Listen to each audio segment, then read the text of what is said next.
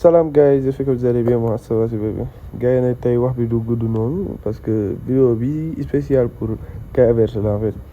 te balaa ñu ko ne wax ni ngeen like vidéo partage surtout voilà ngeen abonné bu dee ko benn chaîne bi te seetaan leen vidéo yi ba mu jeex tàkk voilà loolu laa leen di conseiller voilà te day tax yeneen sénégalais yi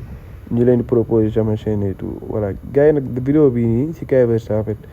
te classement bii ni ngeen gis si man ngeen essayé ko ak moom voilà si lay jeu am di gën a génn si lay gën a mën na dugal mais surtout mën na passe parce que attaquant de soutien la te am na finition donc 88 la je pense waa 88 donc loolu dina permettre déjà dina mën a dévier ses adversaires comme ni ma teg nii Mbappé mooy yéeg moom day nekk si ginnaaw mën na passe mais des fois soo ko passé day dem dugal bal yi